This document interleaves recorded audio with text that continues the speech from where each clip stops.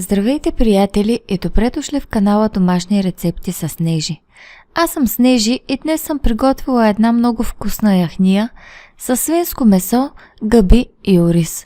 Но преди да започнем, ще се радвам да се абонирате за канала, ако вече не сте го направили, както и да натиснете камбанката, за да можете да получавате известия при качване на следващи видеа. А сега нека да започнем с необходимите продукти. Трябват ни 500 грама гъби печурки, 5 средно големи глави лук, 3 моркова, 4 чушки, 1 чайна чаша ориз, 500 грама свинско месо по избор, моето в случая е от пържолки, 150 мл доматен сок, 5 супени лъжици олио, 1 супена лъжица червен пипер, сол и магданоз.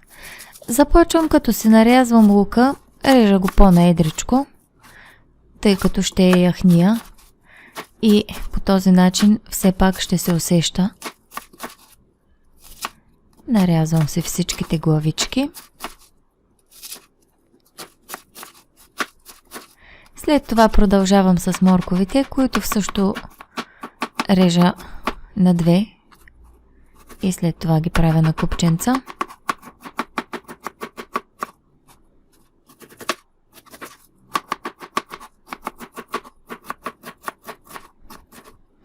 Продължаваме с чушките, тях също ги режа на по-едри парченца, първо на 4 и после на по-големи купченца.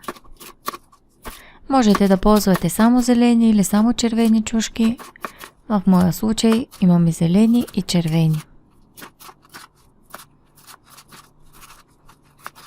Ето ги нарязаните зеленчуци от близо, така видите как изглеждат. И продължавам с нарязването на гъбите. Режа ги на колелца. Виждате колко са големи парченцата. Нарязвам всички гъбки. Ето, готови са и те.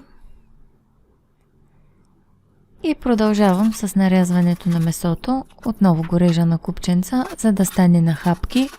Разбира се, може да използвате каквото искате месо.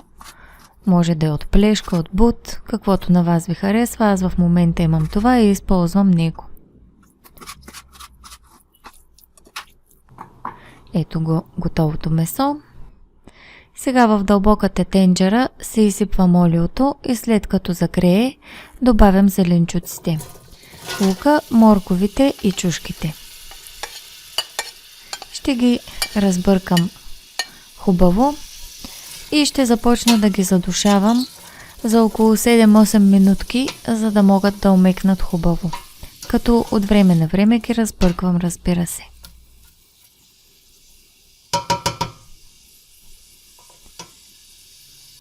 Ето след 7-8 минутки как изглеждат зеленчуците. Омекнали са много добре. Разбърквам ги хубаво. И сега е време да добавя гъбите и сипвам ги всичките в тенджерата. Обирам си хубаво от купата каквото е останало.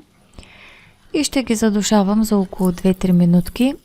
Като разбира се, през това време лекичко ги разбърквам, без да ги разкъсвам. Полека с лъжичката ги размествам, за да могат да се задушат всичките гъбки.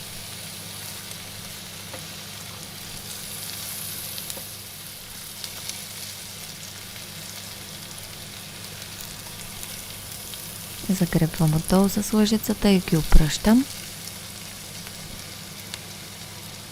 И ето след 2 минутки как изглеждат гъбките. Задушиха се вече.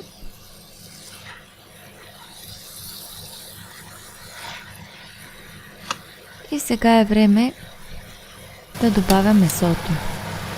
Изсипвам всичкото месо и започвам лекичко да разбърквам. Целта е месото лекичко да побелее.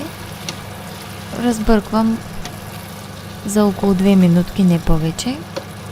Просто за да може всяко парченце лекичко да побелее. Ето виждате как изглежда след 2 минутки. Всичките парченца са се запържили от всички страни. И дойде времето да добавя и ориза, който съм измила. Добавям го всичкия и отново лекичко разбърквам за минутка-две, за да може и той да се позапържи от всички страни.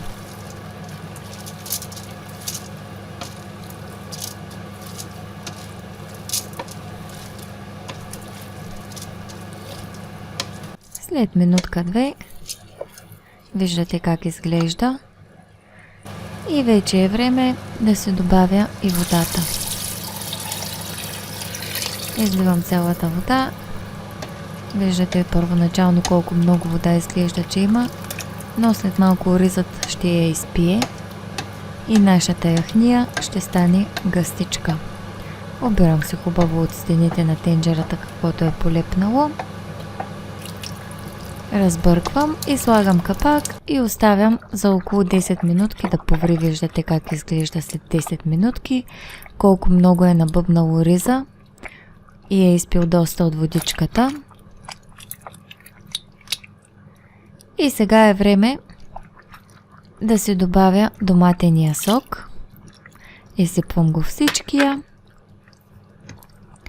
Разбърквам хубаво.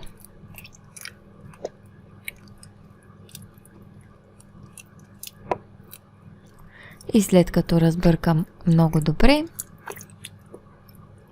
ще си добавя и червеният пипер. Изсипвам го в тенджерата и отново разбърквам много добре, за да се смесят хубаво продуктите.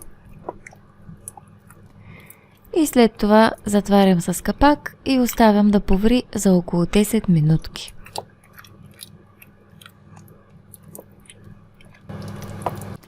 Ето виждате как изглежда след 10 минутки. Вече заприлича на истинска яхния. Виждате колко добре се е сгъстило. Разбира се, трябва да е лекотечно, защото все пак е яхния. И е време да добавя солта. Тя е на вкус. Добавяте колкото на вас ви харесва. И последното, което слагам, е магданоза. Изсипвам го всичкия, разбърквам много добре цялото ястие и оставям на котлона за още 2 минутки, след което нашата яхния е напълно готова и я свалям от котлона. Ето виждате колко добре изглежда, уха е невероятно, много е вкусна и няма как да не е. Има ориз, гъбки, месо, зеленчуци. Просто топла, вкусна вечеря. Ето тук съм се сипала и една порция. Благодаря ви, приятели, че гледахте това видео. Ще се радвам да се абонирате за канала, както и да оставите коментар под видеото. Чао, чао и до следващият път!